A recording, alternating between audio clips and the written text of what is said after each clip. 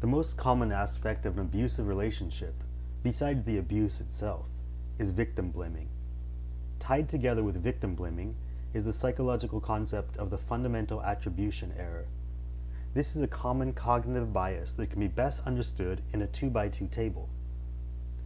Essentially, the fundamental attribution error attributes a person's outcome based on either individual personality traits or on external circumstances, depending on whether the outcome is good or bad, and depending on whether that person is you or me. If something bad happens to me, I'm more likely to blame external circumstances. If something bad happens to you, I'm more likely to blame your personality traits. For example, if I'm a foreigner learning your language and I make a grammar mistake, I am likely to explain that mistake by saying that I'm tired today. My mental fog from lack of sleep is to blame. Or I might even say that your language is just too illogical, essentially blaming the language itself. However, if you were to make a mistake in my language, I would be naturally biased toward explaining it as a lack of your ability to learn languages or retain information. After all, my language is easy enough for me to understand. This paradigm reverses for good outcomes. If I were to perform well in my job, gaining praise from the boss, I am likely to attribute it to my intellect and hard work. But you, my coworker, receiving the same praise? Well, you didn't really deserve that praise. You must be all buddy-buddy with the boss or something. The entire fundamental attribution error is exacerbated when it comes to violent domestic abuse. The violence is never the abuser's fault. It's always the result of external circumstances arising from the victim's negative personality traits. No matter how logically you explain the situation, the abuser will never take responsibility for his or her actions. As, alas, the responsibility always falls on the victim by means of mental gymnastics fueled by the fundamental attribution error. Indeed, a domestic abuser is, in simple terms, a control freak. The so-called control freak feels compelled to point out and punish others for what he sees as mistakes, flaws, or transgressions. He always knows what is best for you, and the end justifies the means, resulting in brainwashing and aggression. If you hear these descriptions and are naturally inclined to think of the N-word, narcissist, you are not all that far from the truth. However, narcissists and control freaks differ to an easily understandable degree once we return to that 2x2 chart. A narcissist is entirely me-oriented. The bulk of his mental energy is spent on thinking of how great he is and how the plights of his life are not the fault of his own. I did nothing wrong. I did absolutely nothing wrong. I did everything right. I did nothing wrong. I did everything correct. So let's recap this situation. I did nothing wrong, okay? In contrast, a control freak is focused on the bad outcome quadrants of the 2x2 chart. Just as the narcissist does, the control freak spends much of his mental energy disassociating himself from any wrongdoing. But unlike the narcissist, a large portion of mental energy is also spent on thinking about negative outcomes that come from external circumstances, which is why he feels the need to enact so much control over his surroundings. I'm reminded of a woman who was in one of my group projects in college. One day, when we were working in the library, she found the need to excuse herself every hour, on the hour, to make a phone call to her boyfriend. She said that she needed to check in or he would get angry. I eventually asked her whether she thought that this is part of a normal relationship. Her response was that her boyfriend is just making sure nothing bad happens. I was pretty taken aback because what does her boyfriend expect to be happening during a group project? What bad thing could be happening? So as I got to know her over the months, I realized she was probably being quite strictly controlled by her boyfriend and likely being manipulated to some extent. I cannot imagine not just receiving, but expecting a phone call from my wife every hour. I simply wouldn't be productive in such a scenario.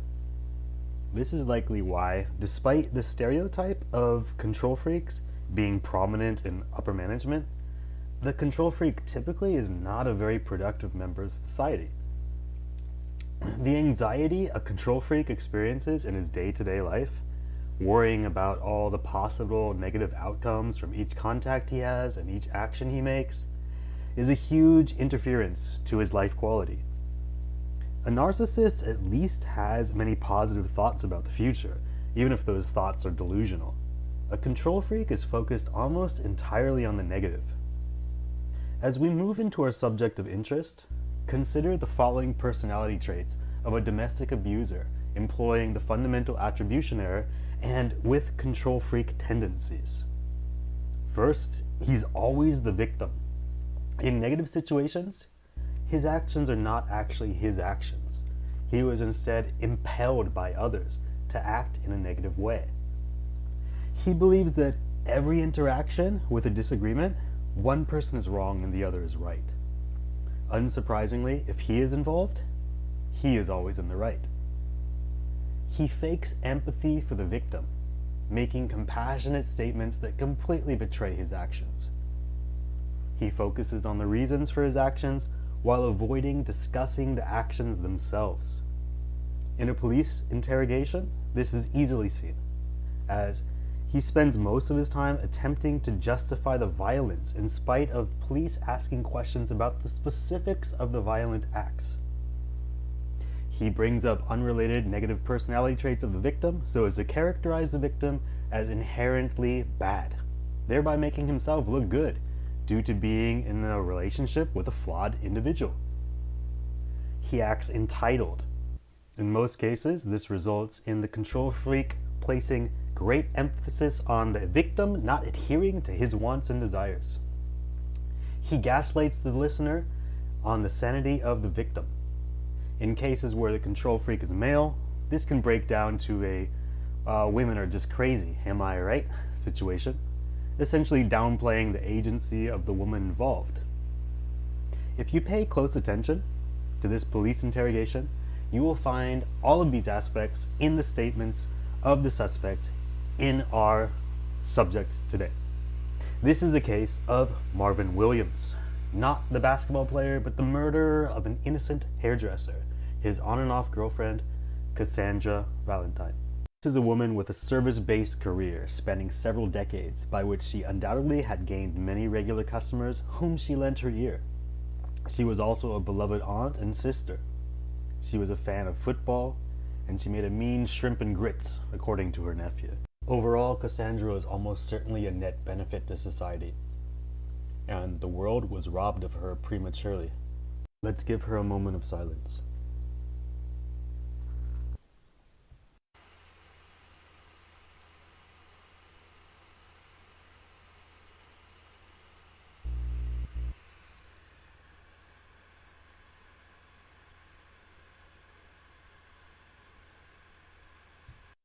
On Monday, January 22nd, 2018, Cassandra's sister received a text message and recording from Cassandra. The content of the text and recording is not public knowledge, but it was concerning enough to prompt Cassandra's sister to contact the police to request a welfare check on Cassandra. Upon arriving at Cassandra's residence, the police found Cassandra. She had been stabbed to death. With a total of 4 stab wounds, 1 in the stomach and 3 in the neck, it was obvious to police that this was a murder. Cassandra was cohabitating with her boyfriend, Marvin Williams, who was not present at the time the police had arrived. Marvin had a history of domestic assault with Cassandra. 5 years prior to this incident, Marvin was charged with felony domestic assault and false imprisonment. The latter meaning, essentially, she was held against her will. As a result, he was put on probation for 4 years, which should have set him free by this point. However, due to violating the stipulations of his probation, Marvin was put on extended parole. Hence, the police had a suspect with a criminal record directly tied to Cassandra and under parole. They set out immediately to find him, engaging social media in their search and offering a reward of $3,000. Soon after, the police were tipped off via social media that Marvin was working on a construction site at Baptist South Medical Center. When the police arrived, Marvin fled, prompting the police to chase. He fled to the parking lot of a nearby hotel, where he was promptly arrested. The Jacksonville Sheriff's Office announced Marvin's capture. In typical police fashion, no mention was made of the $3,000 award, of course, and at least to my tweet at them, the Jacksonville Sheriff's Office declined to comment on this matter. In the end, Marvin was taken in for questioning, and what follows is his interaction with the Jacksonville police. All right, Marvin, this is Detective Deborah. Go on, man. As I said earlier, I'm Detective Zilla.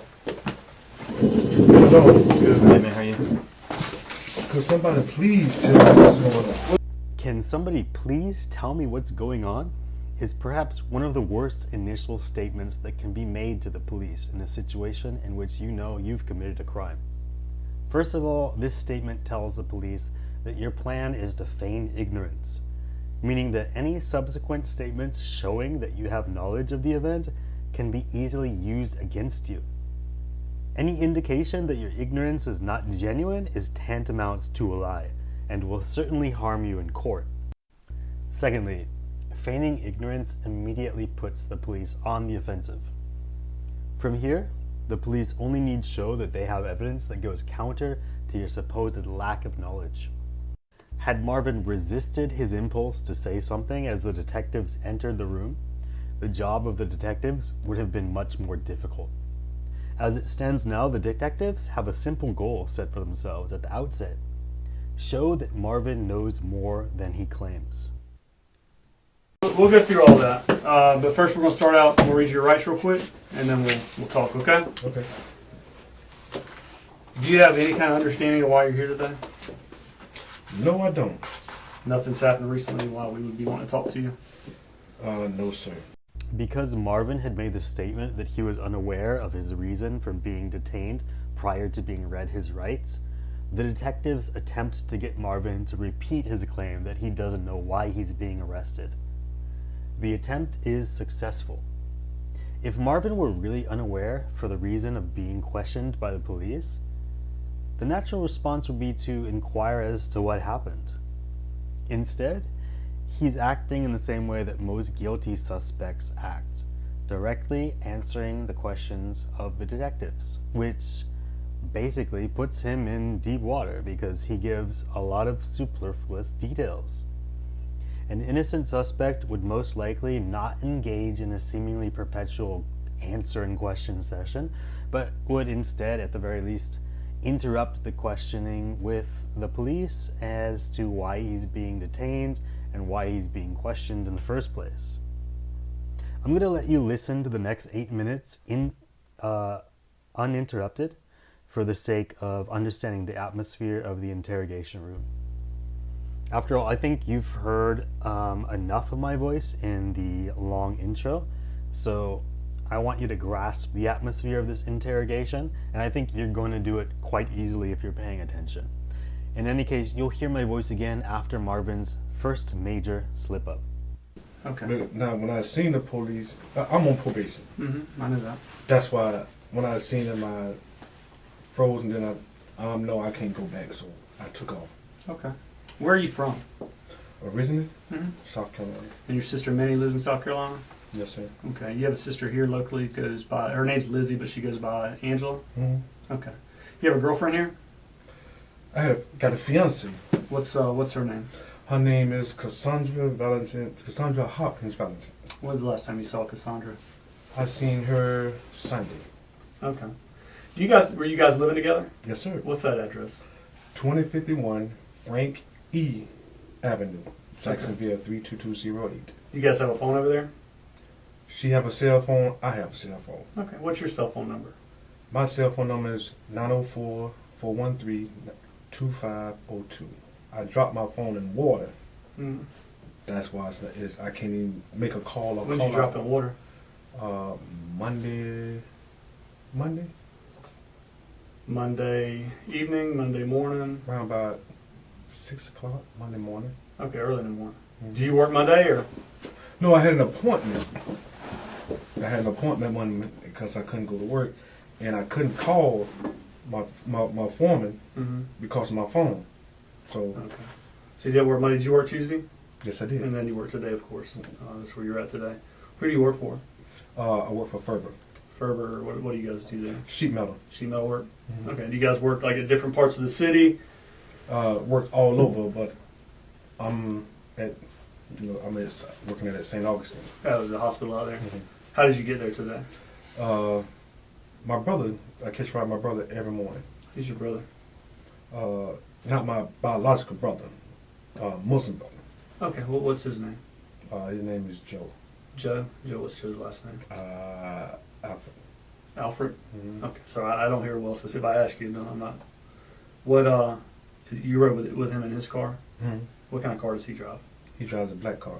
A black car. four-door. Black four-door. What kind? I don't know. You don't know what brand it is. Okay. Like older car or newer car? I don't know. Probably 2000, something like that. I don't know. Okay. All right. So you said last time you saw Cassandra, do you call her Sandy or I call her Sweetie. Sweetie? Okay. I'm not gonna call her Sweetie. So I'll call her Cassandra for Well, you. see, that's what I call her. Okay. Okay. So you call her Cassandra. Last time you saw her was Sunday night. About what time was that? Around about, I say around about, what, 7:30, 8 o'clock? About the last time I seen her, because we had an argument. Mm-hmm. What was the argument about? Because the Jags lost the football game. That was the argument was about. Are one of y'all Jags fans and one not, or? Well, she's a New England fan, Oh, okay. but she pulled for the Jags because Jacksonville. She lives in Jacksonville. Yeah. And I'm a 49er fan. Okay. So that's what the argument started about. And then she went to reminiscing about the past history that's between us. Mm-hmm. You know, that I just got out of prison for domestic battery on her. Mm-hmm. And numerous another time that I had been down here for the same thing. So she was reminiscing about that, and she caught a major attitude, and we arguing back and forth. So I said, you know what, I'm gone. I'll be back about a week or two. Okay. And where'd you go? So I went downtown. Mm-hmm. I just walked around downtown Sunday night, rest of Sunday. Then I went to the shelter. What shelter did you go to? I went to Trinity Shelter. Monday, it's a dude there named Debo. He gave me a courtesy and let me stay there Monday night. Okay, so you stayed there Monday night, and then you went to work Tuesday. And then let me stay there again last night. Okay. During y'all's argument Sunday night, 7 o'clock, you said 7 p.m., correct? Somewhat, yes. Okay, somewhere around there. Was there any violence at all? Was she violent towards you? As soon as I walked, because I was outside smoking before the argument started. But when I came back in, as soon as I walked in, she kind of pushed me. Mm-hmm. So I'm like, we started arguing. So I left. Mm-hmm. But then as I was leaving, she said, well, I'm going to Miss Mary's house. She went down to the store, got her some alcohol, came back to Miss Mary. I was sitting down at the bus station. Which one's Miss Mary? It's an older lady that stays. The house sits here. There's a fence. At the back of the house, there's a fence. It's like a crowd place here, but it's a big house here. Mm-hmm. It's right behind the house that sits right. If you see our house here, it's a house here. It's right directly behind the house on the right, on the same side we own, but it's right directly behind the house. So is her house the house directly on Edgewood? Because you got Frank Avenue right here. No, Edgewood's out here. We stay Moncrief's over here. Okay, we stay on Moncrief and Edgewood. Yeah, but y'all live on Frankie. You live on Frankie. We stay on Frankie. Yeah, there's an auto parts store right, or some kind of auto place right next to y'all. Yeah. So where would that be? Okay, here's the auto place. Here's y'all's house. Here's Edgewood. Here's Frank. Where would it be now? I'm a little confused. Okay.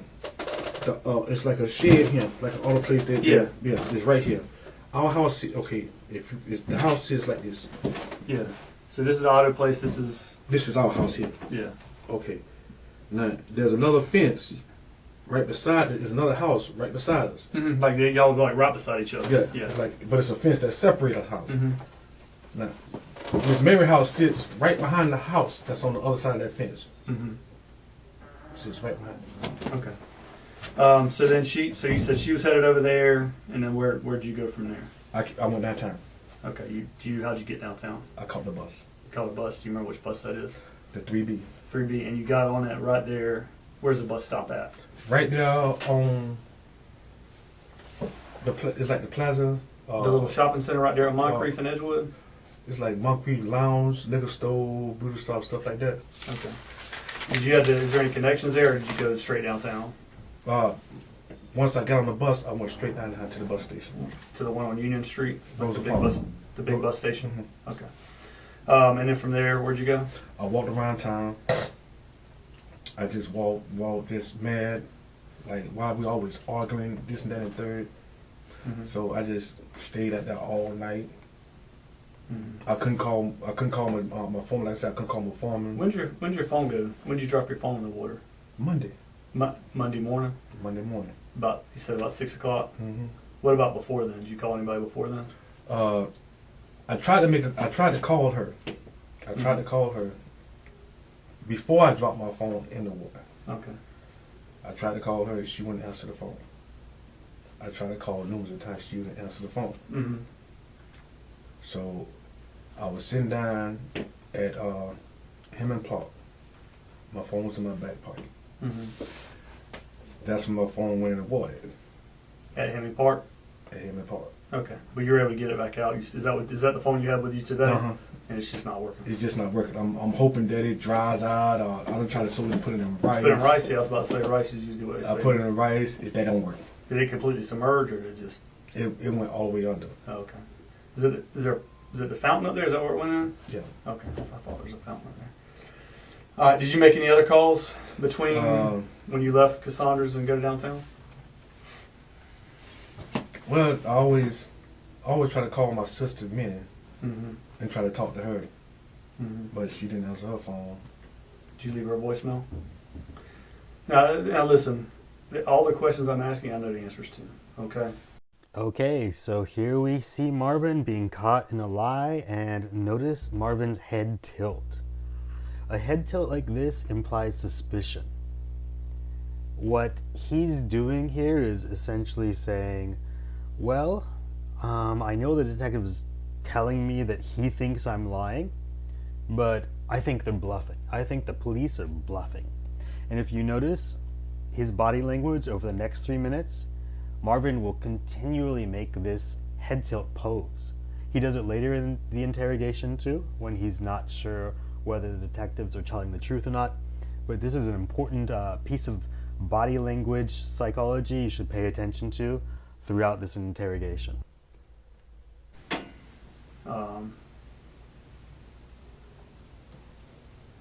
What I would like to know, okay, I know something bad happened.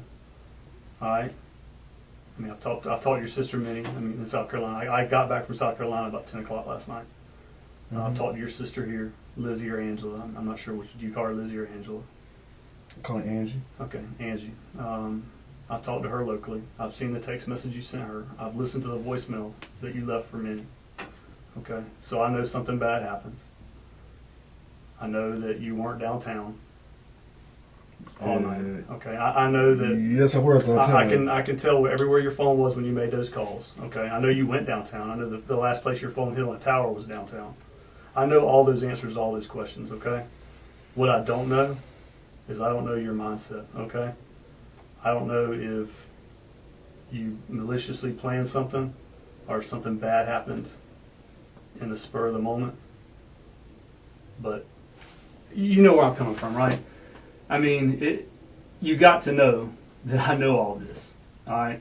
And I'm giving you an opportunity to be upfront as you can, okay? I know that at points you even contemplated taking your own life, okay? So obviously I know there's some regret there, okay? I know there's some feeling of sorrow, okay? Because I don't think that when you started out Sunday night that you planned on it ending the way it did, okay? I know for sure she was drinking.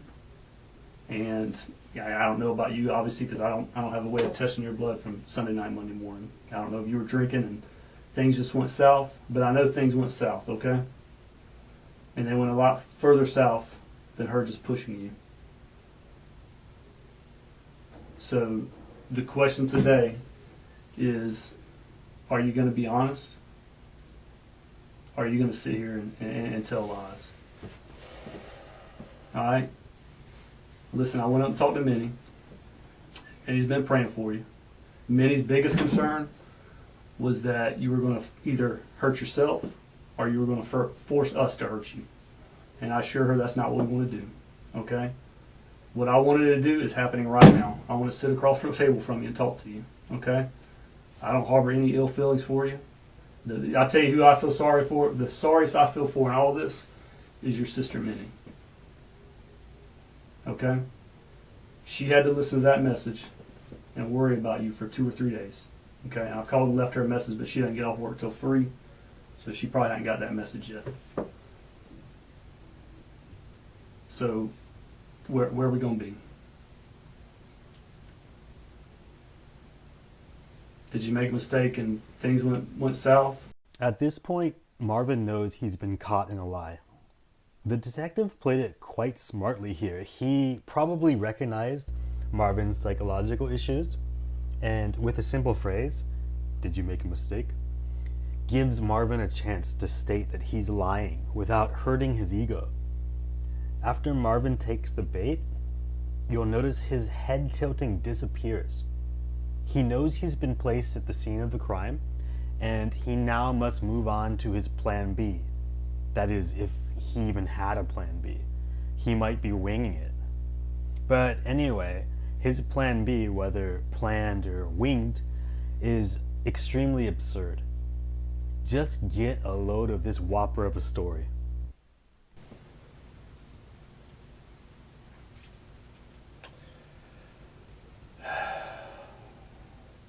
Yeah. Okay. Let's start over. What happened?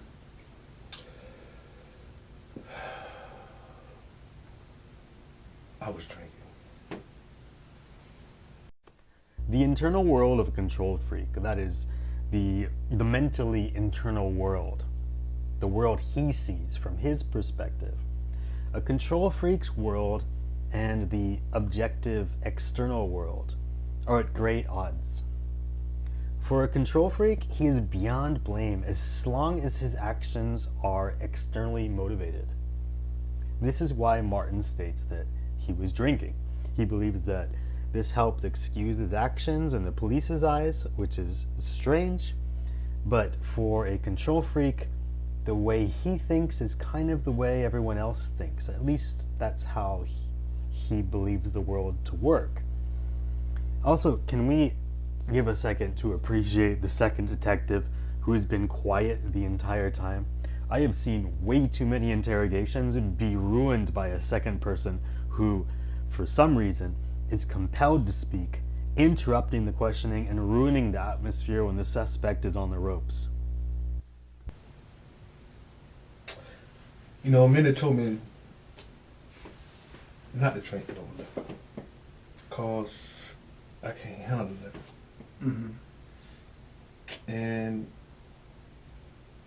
it's like it enhances my attitude. Mm-hmm. So once we started arguing,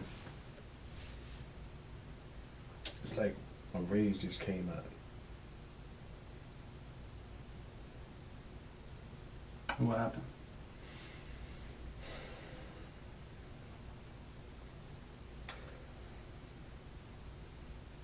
First, after the argument, I left. She come out the door. I said, "Where you going?" I'm going to get me some drink. So she went down to Moncrief Lodge. I followed behind her. She got it. She got her wine. She went over to Miss Mary's house. She said she was going to Miss Mary's house just to chill out with Miss Mary because she called her grandpa. So I tried to call her. I told her, I said, "You know what, it's over with. You want to choose drinking over me, this and the third, da da da. But I'm just tripping. I ain't saying that it's over. I'm just upset. Yeah, because you know, if I get upset, I'm going to say some stuff. I'm going to say some things and get that out of the way. So when she came home, I finally came home, but she left her key in the door. So I'm like, "Why is your key in the door?" "Oh, I left it there for a reason." I said, "What's the reason?"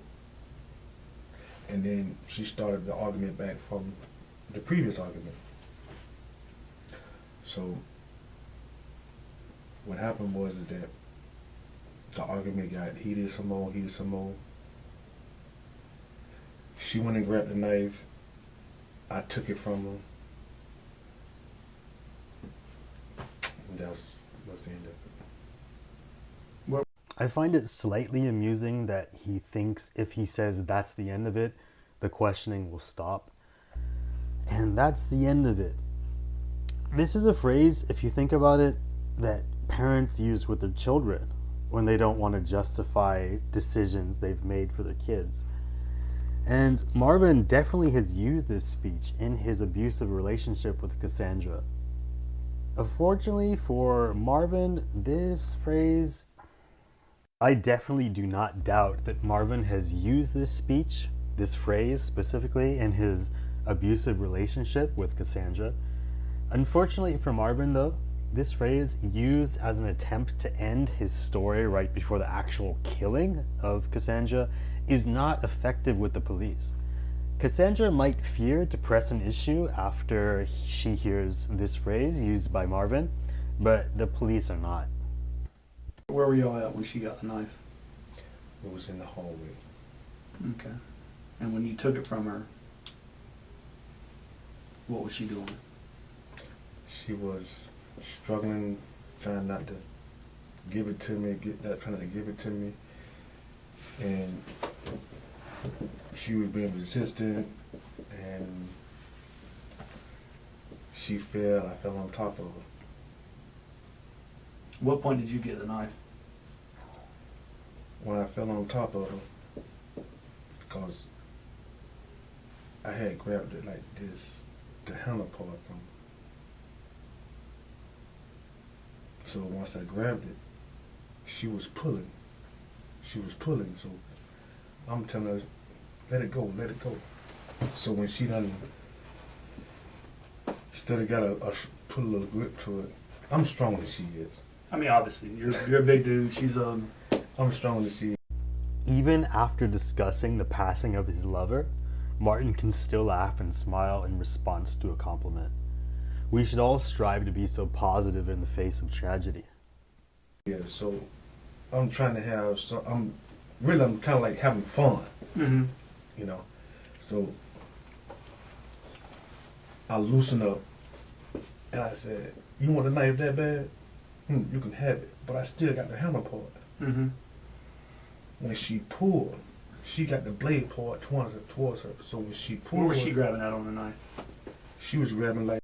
The detective asks about this little detail because he knows that Cassandra was found with no wounds on her hands.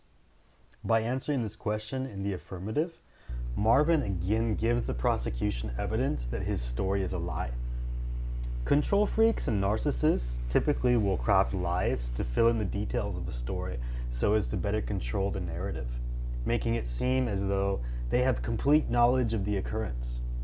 To a control freak and to a narcissist, the admission of lack of knowledge, such as in the form of a simple "I don't know," is seen as weakness. To a control freak or to a narcissist, the admission of a lack of knowledge, such as in the form of a simple "I don't know," is seen as weakness. Hence, those with personality disorders of these types have a strong tendency toward revealing themselves via the admission of superfluous lies and their stories. I got the handle, Mm-hmm. like one hand, but it's still some more handle there. Mm-hmm. So she grabbed that part there. So when She's grabbing the handle and the blade. Yeah. So when she slipped, we both fell, Mm-hmm. and I landed on top of her with the knife in my hand. Mm-hmm. Then what happened? And she was hollering. I'm like, "What you hollering for?" So I looked. The knife was in her. Where at in her? It was somewhere in her stomach. So I pulled it out. And she was saying, "Baby, I'm dying. Baby, I'm dying." I panicked.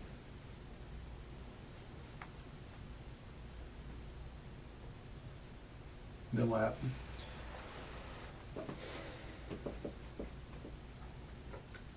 she said that we're supposed to be getting married in June. Mm-hmm.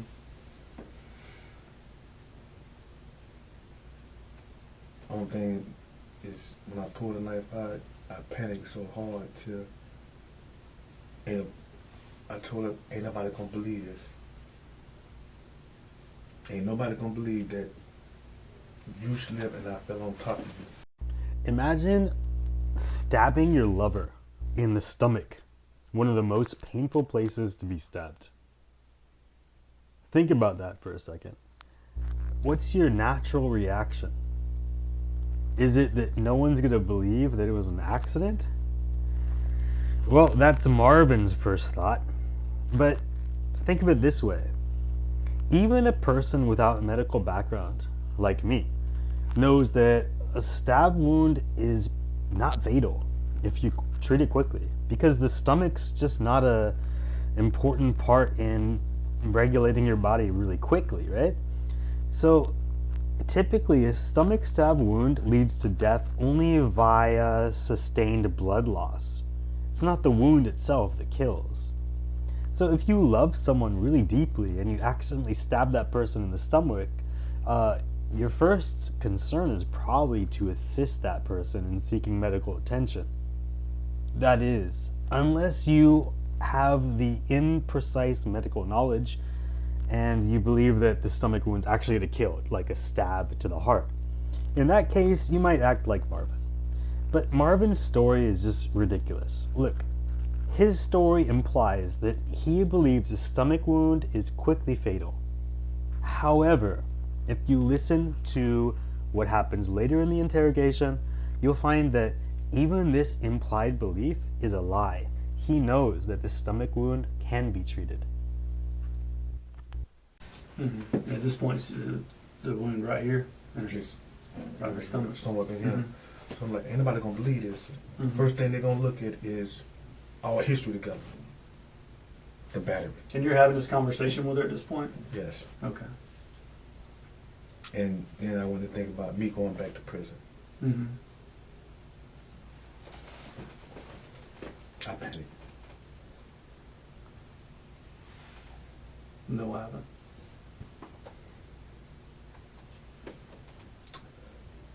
She was like,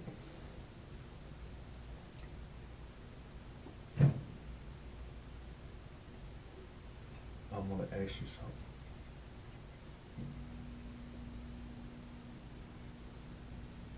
I'm looking your face and tell you this. This is what she said to me. Finish me off. I told her no.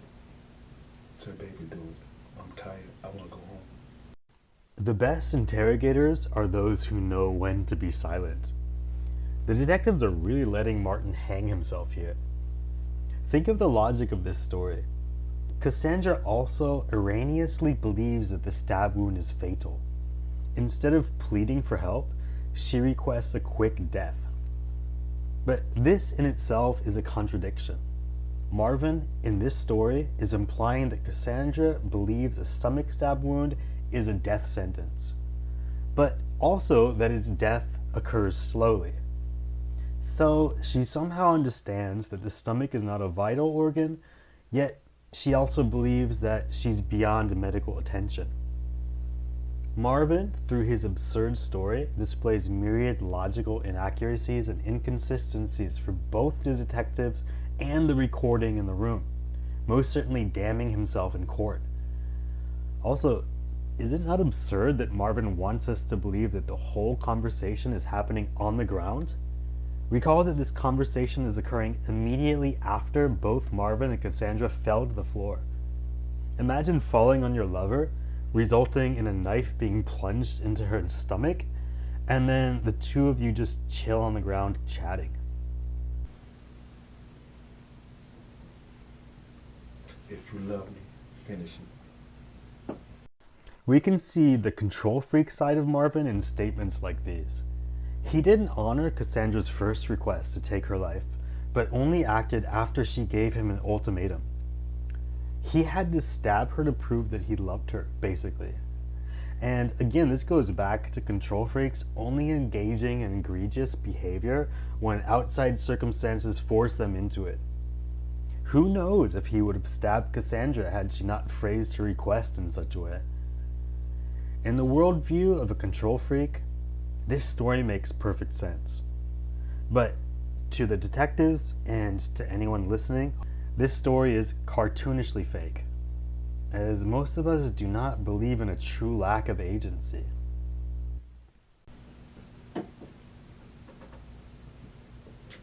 I was scared. I did what she asked me. That's when I texted my sister. Was she just laying there at that point? She wasn't fighting anymore? How many times do you think you stabbed her?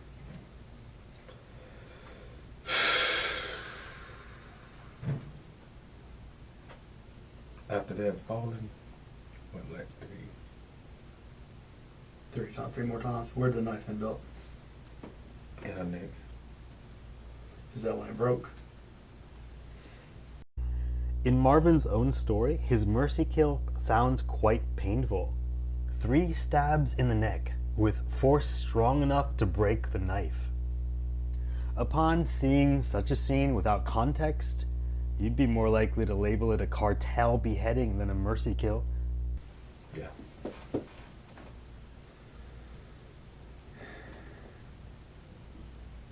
Is there anything else? Then you text your sister.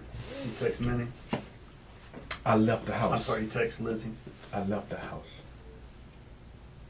I went downtown. I text Angie. First, I think I called her. I think I called her, but then I texted her and told her. I said I did something stupid.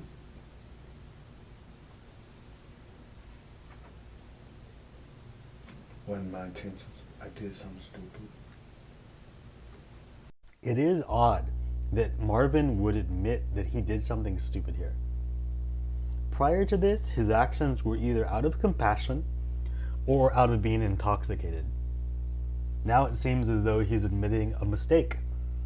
Marvin really is all over the place in this interrogation, and I'm sure his lawyer facepalmed multiple times while watching this the first time through. And that's in a text message? Then did you call Minnie too, or? I called my brother David. He didn't answer the phone. Did you leave him a message, or did you just call him? I left him a message too. I called Mom, tried to call Mom to tell her. She wouldn't answer her phone. I called Minnie, so Minnie didn't answer her phone, so I left her a voice message. Because she's like a sister that I can talk to about anything. She's a good lady. I can talk to her about anything. Did you ever actually talk to anybody about it? About what happened? Never actually spoke with anybody. It was all just the text message and the voicemails.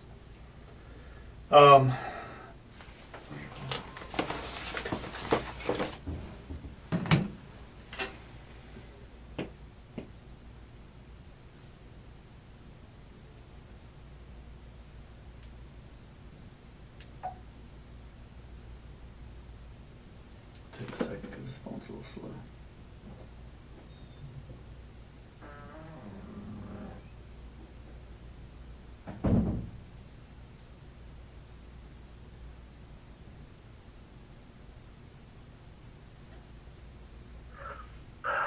I love you, Minnie. Please take care of Mom for me. Tell Mom I love her. I know you're disappointed in me. Wanted to tell you, but I just killed Sandy. I can't go back to prison. Love you all. Bye-bye. That's Give Kitty a big kiss and a hug from the okay? Tell her I love you. That's the message you left Minnie? Okay.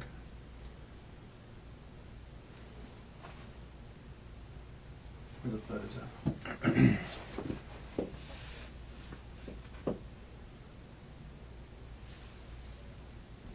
Your family's worried about you, and I'll call. I already called, left a message for Minnie, but I'll call Lizzie when we get out of here. Is that the text message that you sent to Angie?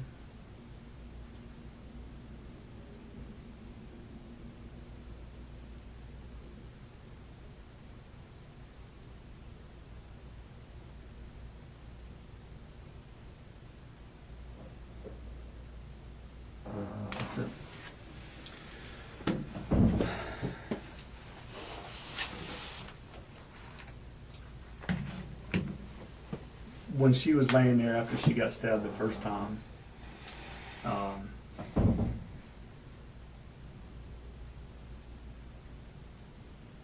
you had control of the knife, right? At that point, you have the knife in your hand, and she's let loose of it, and that's when she's telling you to finish her.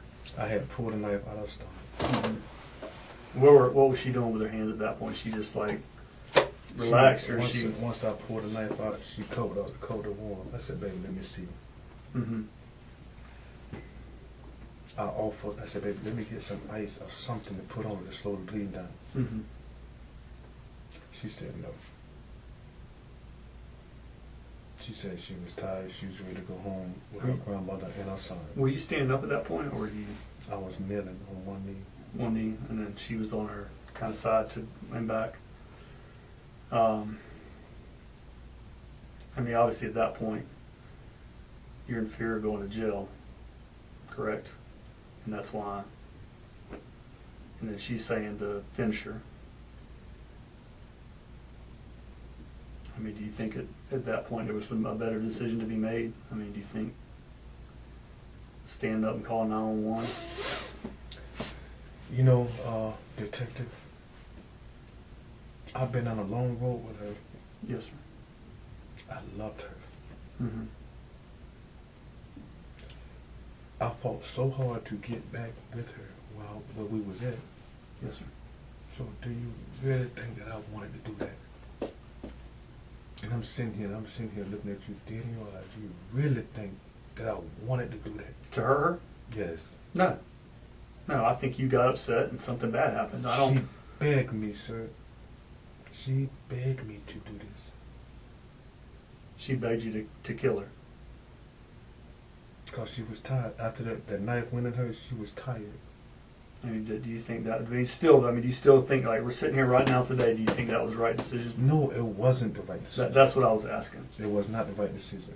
I mean, do you think the right decision would have been to call 911 for to get her some attention for the stab wound? I mean, obviously you would have had to deal with what you got to deal with anyways, but we're still sitting here dealing with that.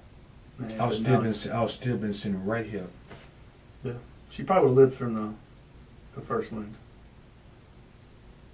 I'd have been sitting right here having the same conversation with you. But she would have been alive.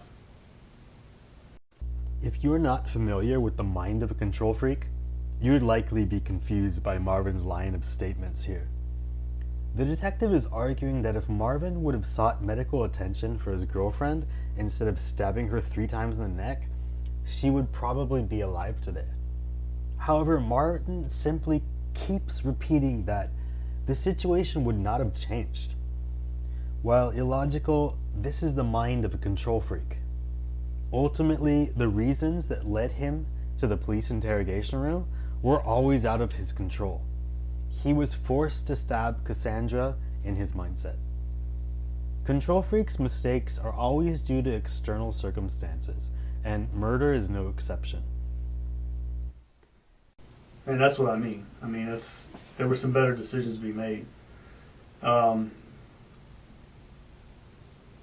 She had no defensive wounds on her hands. She had no cuts on her hands. I know she didn't. And that's why I'm a little skeptical about the part where she's grabbing. You got the handle in your hand, and she's grabbing. I have never seen anyone get stabbed where they grabbed a blade and didn't get their hand cut. So I'm asking you, man to man, and you know. And I'm telling you, man to man. Because obviously you understand that. Yes, I do. That she had the knife at first. If all this is true, she had the knife at first. You're obviously a big guy. You were able to take that knife from her, and during that struggle, she gets stabbed. Okay, but then you have control of the knife. At that point, you're not in fear for your life anymore. You're in fear of getting in trouble, and you're in fear about what happened, but you're not in fear for your life. So there's no self-defense at that point, correct? After that, it wasn't. Yeah, after the first stab wound, there's no self-defense. Everything you did after that's a whole separate. You could have stopped right there, called 911, and she probably lives. Okay. Yeah, but she told you that stuff, and you did it. So whether she had the knife at the beginning or not doesn't change the fact about charges and things like that. So that's why I want to make sure all of that part's true. Okay. Did she have the knife first? Did you really wrestle it from her? Or did it happen a different way? She had the knife first. Okay. And everything you told me today is 100% correct. Yes, sir. She tried to grab it from the top. Somehow she doesn't get cut, other than the stab here. Listen, this is a knife. Mm-hmm. She got the knife. When I wrestled it from her, I got this much of the handle. Okay, so there's like this much handle left. There's more handle left. Yeah, So she has more of the handle than the blade. She had more of a handle than some parts of the blade. Okay. When she pulled, she lost her slipping. Mm-hmm. Both of you are standing up at this point. Yeah, because she been drinking. Mm-hmm. She lost her balance, Mm-hmm. and I fell with her. The blade pointed like this. I'm Mhm. 235, 240. I landed on top of it like this. How far did the blade go into that time? I think to the handle. How about the other stab wounds? I don't know how far they went in. I really don't.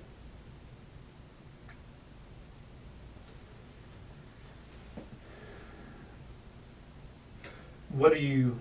The last thing I remember from what she telling me before the next stabbing was kiss me.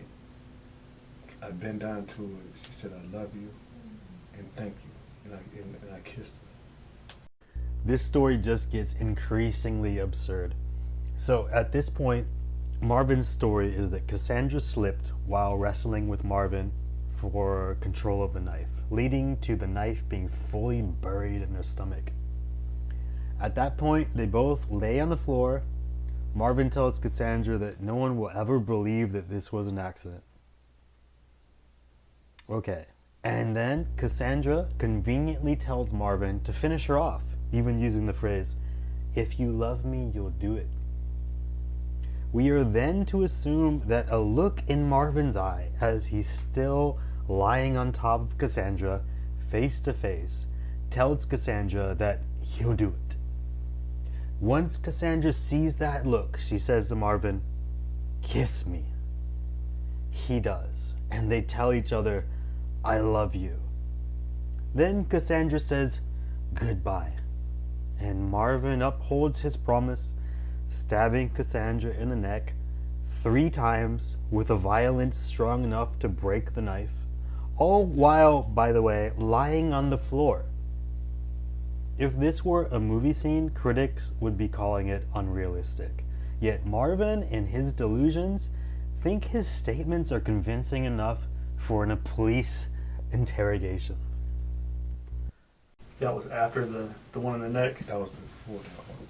That was between the other ones and the neck? Okay, I'm sorry, I'm not sure. before the neck one, Mm-hmm.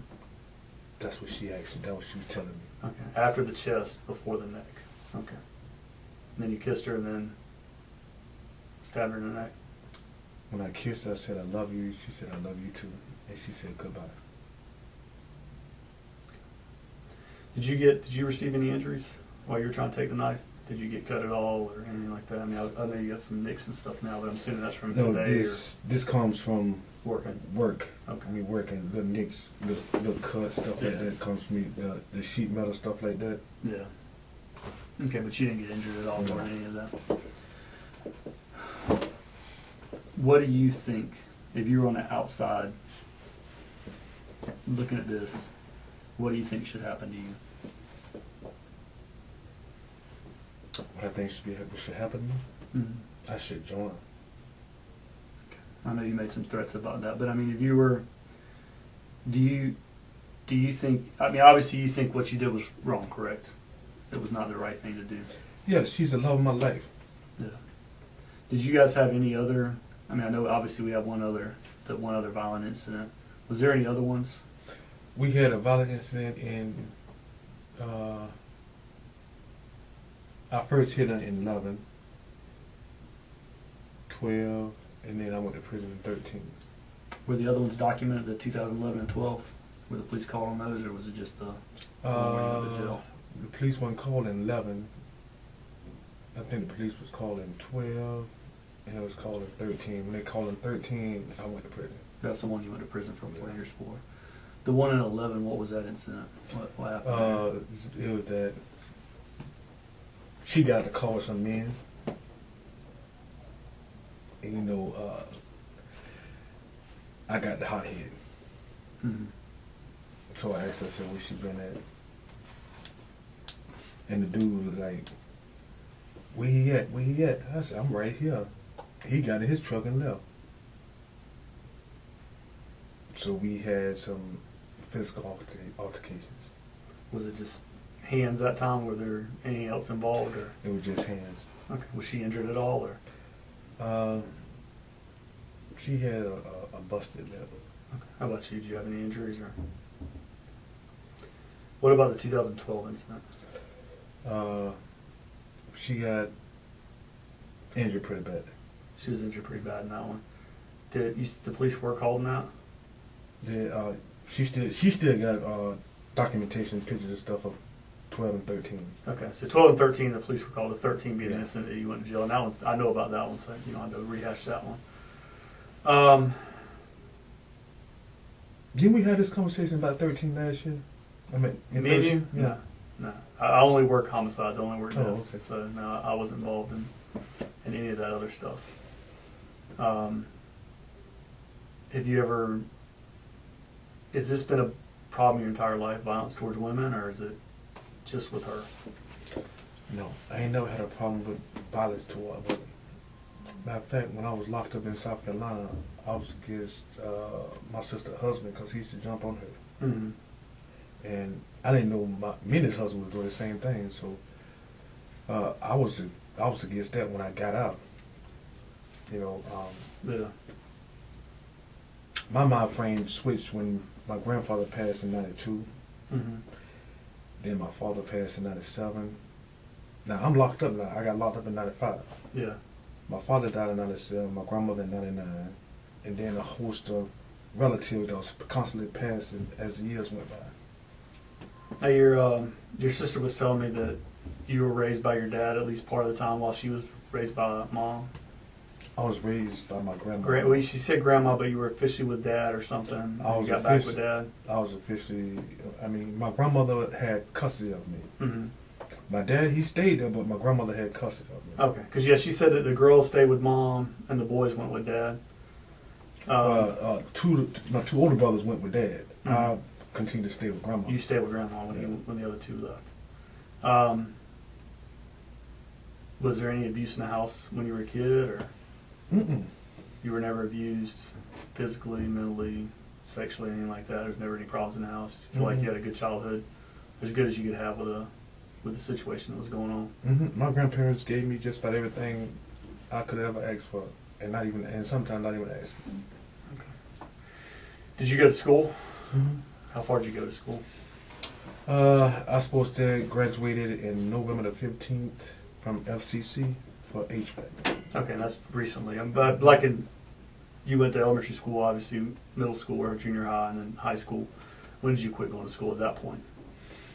I really didn't quit going to school. I quit going to day school. Okay. I went to night school. Did you graduate? Yeah. Okay, so you did end up graduating. Good student, no problems.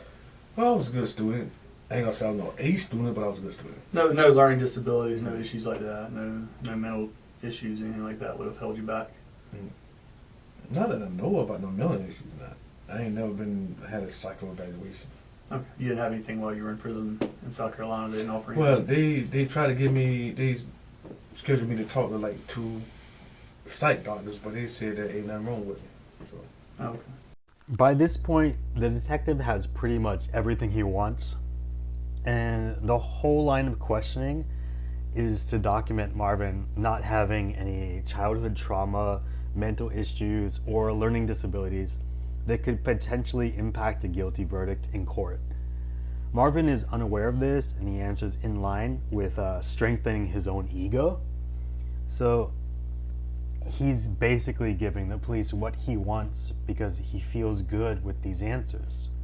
Had he remained quiet, His lawyer might have been able to dig something up from his past so as to garner sympathy with a jury, but he blew that chance just because of his ego. Again, props to the other detective who remained silent due to realizing things were going really well.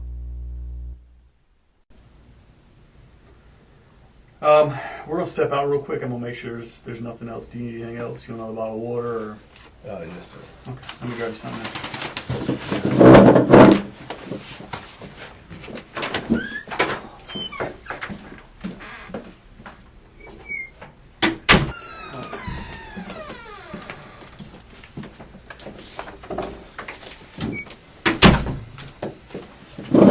Couple more quick things. And then first thing I want to go over with you is a consent to search for your phone. I know you said it wouldn't start up, but we have some computer technicians that may be able to figure that out. If you would, will you read that form over, and then if you agree to everything there, if you will initial there, and sign there.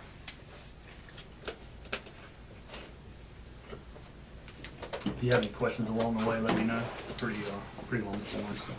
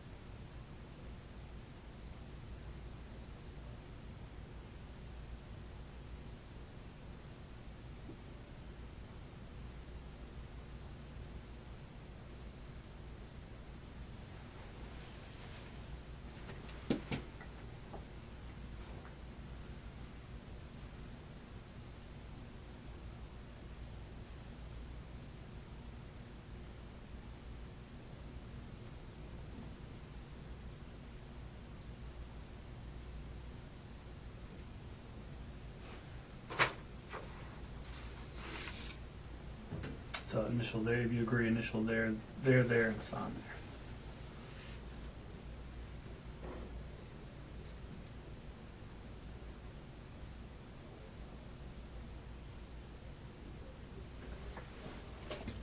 What if I disagree? Then you cannot sign. I mean, that's up to you, man. I'm not forcing anything on you. I'm not in here to browbeat you or be mean to you or anything like that. It's a free decision you have to make. I don't feel like you're trying to hide anything or anything like that. So.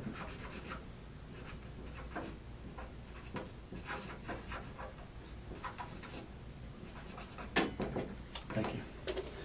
The other form I want to go over with you is a consent for cheek swabs, DNA. I know that your DNA is probably already in the system. This just makes a little one-to-one matches a little faster, a little easier.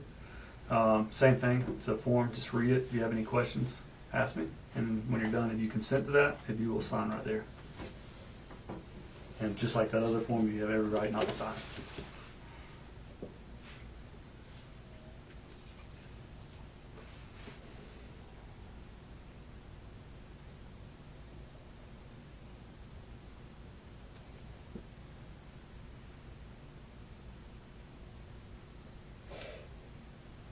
So you saying that every time I made a phone call, the tower picked up on it? Mm-hmm. And that's separate. This is a DNA cheek swab form, but yeah, every time you make a phone call, it hits a tower. So basically, if you're sitting right here and you make a phone call, it's going to bounce to a tower. If you drive 10 miles that way and call somebody again, it's going to hit another tower, and then it gives you a direction of where it's at and that type of thing. So when was the last time I made a phone call? The last phone call, from what I'm being told, was around 4 something in the morning, and you were downtown on Monday morning. It hit off the tower right there near the Main Street Bridge. There's one on top of one of those buildings over there. Now that's what, as far as I know, I haven't went through and looked myself, but that's what I was told. Does that sound correct to you? 4 o'clock. Now sometimes that stuff's in different time zones, so it could be an hour off, depending on what the time zones the company's put them in. And I'm not sure the person who looked checked that. So it could be off by an hour or so. depending on the time zone. If it's like, if their company's in central time zone, sometimes they'll put those times in central and you gotta convert them. Your phone, does it have a code? Okay. What's the code? Is it like a number, or is it like the one with the dots where you draw it? It's a word. It's a word? Okay. You be willing to give me that word? Gray. Gray? Gray? No. Grey. Oh. All lowercase or uppercase or? Or does it matter? Lowercase. Okay. The rest of the interrogation footage is administrative. But if you're interested in the psychology of a control freak, you'll find a lot interesting here. Consider the otherwise insignificant exchange of Marvin's phone password. Marvin is holding onto his sense of control during the entire exchange, as long as he possibly can. The detectives here have to coax the password out of Marvin, while Marvin leans back in his chair and smugly corrects the detectives on their wrong guesses. Nearly 30 seconds go by before the detectives get the full password. Imagine that. You ask me for my password, and I just spell it out for you. That's, what, a 5-second exchange?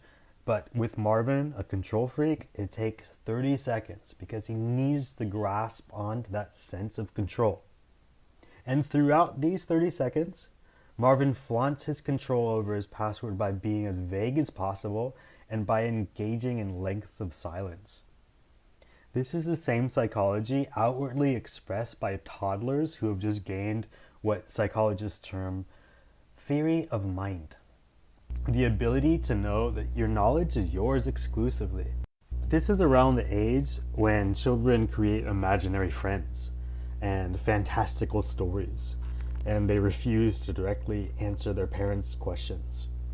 Parents might view Marvin's actions and see them as childish, but really he's just a control freak attempting to hold on to his last few opportunities to actually be in control of something. What's that? What's that from? Most people associate with something like gray. That's my grandmother's maiden name. Okay. He's got to collect those cheek swabs for me real quick. Hey, the clothes you were wearing that night, or is it the clothes you have on, or the clothes that you were wearing the night the incident occurred, is it the clothes you have on now? No. Where are the clothes you were wearing that night?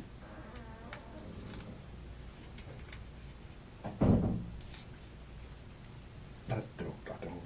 You don't remember? Okay. Zip it up.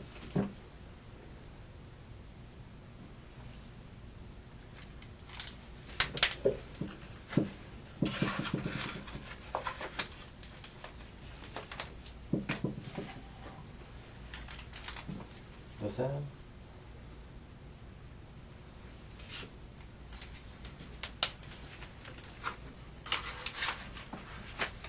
How about shoes? Shoes. Are those the shoes you were wearing that night, or? No, my white sneakers. Your white sneakers? You know where they ended up? Yeah, They were the ones that were at the house? Do you think you threw your clothes away, or that you're wearing, or?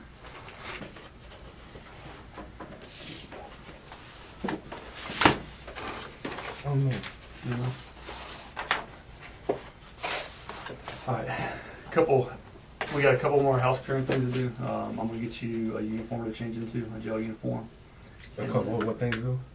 You said you had a couple more things to do. House cleaning things, basically that means like paperwork, things like that. One of those things is we're gonna get you some clothes to change into, and we'll have an evidence technician just come take some photographs of you.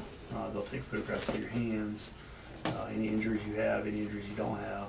And once we're done with that, we'll get you next door.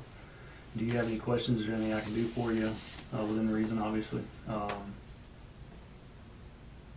Anybody you want me to call and tell anything to, other than, obviously I told you to call Minnie and I'd call your sister. And I'm sure they'll take care of calling most of the other families, or anybody else you want me to call and let know anything, or?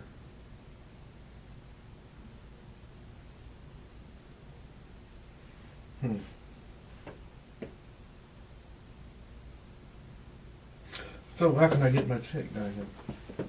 You what? How can I get my check down here? From the company you work at? Mm-hmm. Is there somebody I can call over there and tell? I mean, what do you want to happen to it? Who do you want to end up with your check? Me. I want to be in my account here. In your account here? Would somebody be able to take care of that for you? Because I can't put it on your account, but somebody else. If you have a family member, maybe I can tell them to send it to your workplace and get that and put it on your account.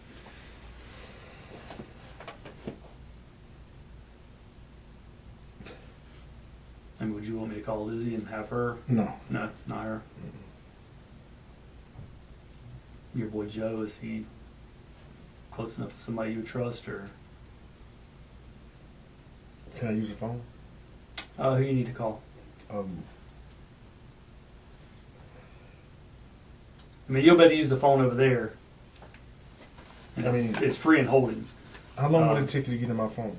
To get in your phone, probably with it being having damage, probably days. I'm trying to figure it. You don't know the number. It's in my phone. Yeah, if it was as easy as plugging it up, I'd plug it in and we'll get your number for you. But 86436. we'll sit here and think about it. Is there anything else left? No, we're towards the end. Like I said, now this technician will come. We're waiting on them to get here, and they'll take photographs of you. Other than that, I mean, I think everything's out on the table. I mean, I think you said what you're going to say, and I think we went over everything that we need to go over. Do you have any questions? When you ask me what I should think, what I think should happen to me. Mm-hmm. Do you? What I was meaning was, maybe that was phrased poorly. Let me think of another way to phrase it. If you were on the outside viewing everything that happened, you could be an all-seeing eye. You saw everything for exactly how it happened, and you saw somebody do this to somebody. It's not you; it's somebody else. And what do you think should happen to the person that did something like this? Do you think what they did is right and that they shouldn't be punished? Do you think they should be punished and go to jail? Do you think they should be punished more harshly? I mean, that's what I'm asking you. If you were standing here and you just saw all this happen, you saw a guy and a woman get in a fight, you see her with a knife, you see him you see everything, just like you just told me. What do you think should happen to Death penalty. Death penalty? Mm-hmm. And that's what I was asking. Maybe it was poorly worded. It's kind of a complicated question, a little bit more complicated than. No, because I kind of knew what you was talking about. Okay, that's what I was asking. What do you think should happen? Mm-hmm. You think you would think that if somebody did this, they should get the death penalty. Mm-hmm. Why do you think that? Because even though that person said, let's say that person said that go ahead, they tired, they want to go home. You know, even if the person asked them to do it, Should have done it. 911 was the best call, but like I said, she said she was tired, she was ready to go. Yeah. And that was a poor judgment. But at the time, you thought it was the right thing to do. I mean, that's Yeah, but like I said, hindsight's 20/20, man. It's, we make bad decisions in split seconds. I mean, everybody does it. and I'm pretty sure that the family's gonna seek for the death penalty. So Yeah. I mean, I wouldn't be surprised. I won't either. So I'm ready to get it over with. All right. Let me get that evidence technician. We'll get those photographs and we'll get you over there.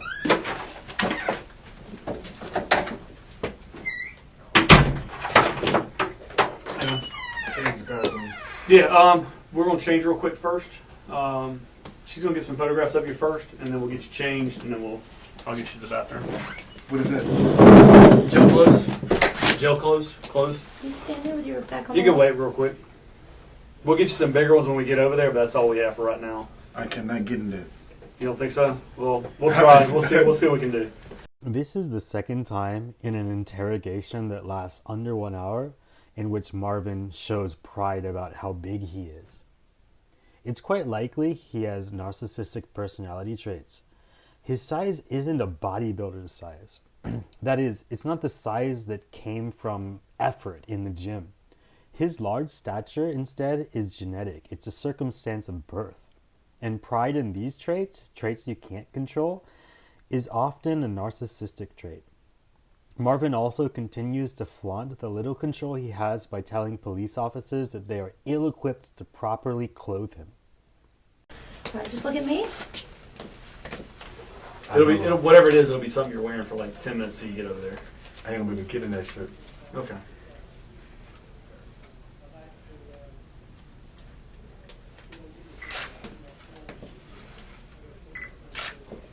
Face that way for me.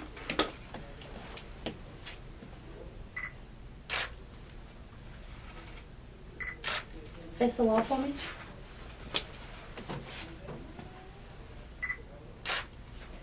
Face the other wall for me.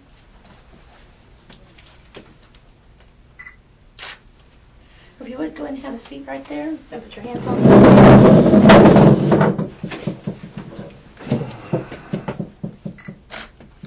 You mind turning it over for me?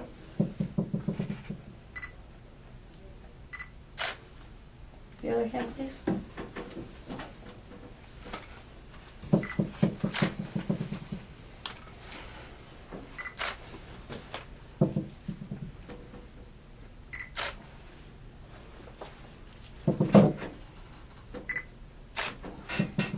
Turn it over for me.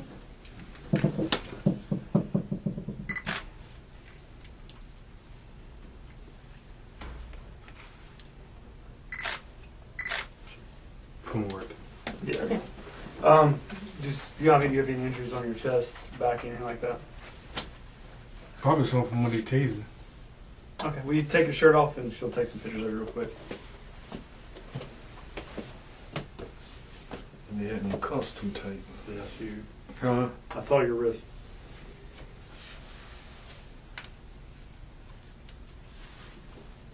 Did you have shoulder surgery at some point, or is that just an injury? That's it. A knife stab. When you were in jail or outside? When I was in prison.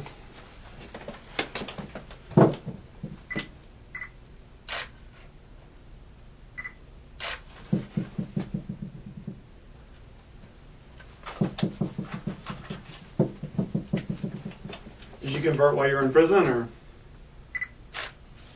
after? No, I was supposed to have did when I was on the street.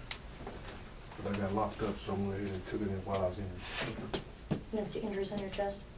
No, man. Okay. You can have a seat. Yeah, that is not gonna fit. We just humor, you just try it, just see if it doesn't fit, we'll work on getting you something else. Like I said, it's a temporary thing. It wouldn't be the permanent thing you're going to wear over there. But it will expedite us getting you over there.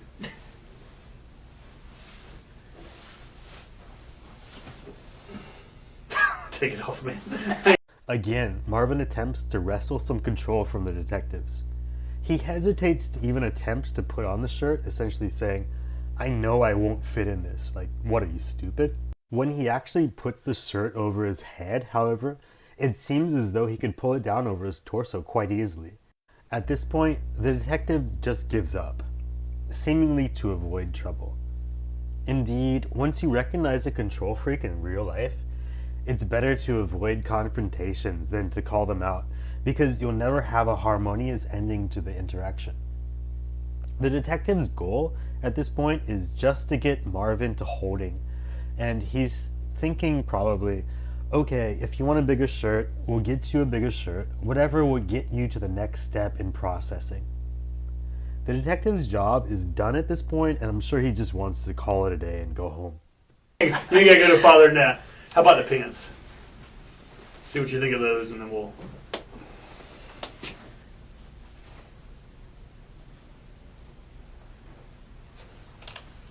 Think they're too small, too? Okay. Marvin doesn't even attempt to try on the pants. He's feeling in control, as you can tell from the smug look he gives the detective. However, that will be the last smug look he makes in the free world, and his last act of agency was to reject a pair of pants. That will be the legacy he brings to prison. In the end, this really is a story of control. Think about the entire situation. We have a man who is obsessed with maintaining a sense of control. Yet, he loses control over something as simple as a football game, prompting him to stab his lover of many years, not just once, but 4 times, and with enough force to break the knife. Every action Marvin performed after the stabbing was with the goal of recapturing some semblance of control. From running from the police to rejecting the prison clothes because of their size, this is a man with such a strong need for the feeling of personal agency that he's willing to kill, and our justice system let him slip through, even though he's previously demonstrated that he has no respect for the agency of others. Perhaps this case serves as an example of a need for a harsher punishment for domestic violence. Or perhaps this case is an example of the need for psychological counseling for those with control issues. Or maybe it's an example of the need for interventions in abusive relationships. After all, Cassandra frequently dropped the domestic battery charges and restraining orders against Marvin. I don't really know. All I know is that this case was many things. But personally, as a student of psychology, I'd have to say the biggest takeaway here from this perspective is the insight into the mind of a control freak. Specifically, the delusional belief that others will believe the control freak's lies as long as the negative aspects of his life occur outside of his control. In the end, we hear a laughably absurd story of a man accidentally stabbing his lover, falling to the floor, and remaining in that position, with the first words out of his mouth being, "Ain't nobody gonna believe this." And according to his story, she had plenty of time to react by screaming, requesting medical help, or even just logically responding to that statement he made with something like, "What the hell are you talking about? Ain't nobody gonna believe this. I'm still alive. I'll just tell the truth, and you won't get in trouble, so long as I get medical help. I need to survive, so get some medical help for me, and you'll be fine. I'll tell people it's an accident." But instead of doing these things, she just, gave up on living, saying, "I'm tired. If you really love me, you'll kill me. Bye-bye." That is not the story of an idiot, but the story of a person who does not share the same reality as you or me. There are people out there in the world just like this, all around us. And I think that's a lesson we gotta take away from this story. Never assume that those around you, no matter how sane they seem, look at the world the same way as you do. Thank you for watching this video all the way to the end. I just want to leave a few words here for you. Just 2 things to say, really. First of all, this is only my second video of this type of content. I was encouraged to make this because of the surprisingly, overwhelmingly positive response from my first video, even though I wasn't really too proud of that video. I hope you think this one is of higher quality than the last one, and I'd really love to receive your feedback on whether you think I should keep making videos of this type, because this is not why I started my YouTube channel, and this type of content is kind of outside of my area of comfort. And second, I just want to give a really quick shout out to Matt Orchard, who gave me a lot of good advice on making this sort of content. If you're not familiar with him, he makes some of the best JCS style content, barring JCS himself. He's really objective with how he portrays his cases, and he gives unique commentary, which I find increasingly rare with the JCS style content these days, as a lot of creators just kind of seem to give the same interrogation talking points parroted from JCS. His most recent video was on John Benet Ramsey, and it shows all 4 actually, if you break it down completely, all 4 theories on who killed her. I really suggest you check that out. I'm going to put the link in the description below, so check that out. Anyway, thanks for watching, and do let me know if you think I should continue with this sort of content or go back to what I was doing before? I mean, I honestly don't know. I need your feedback. But thank you. And that hurts. What's that? When they had the cuffs on too tight. Yeah.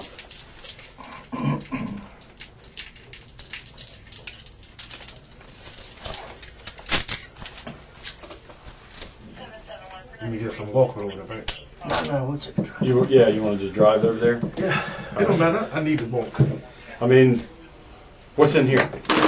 Very close. Okay. You need us or no? No? All right. Access covered. All right. We'll take you over there. Where the shoes at?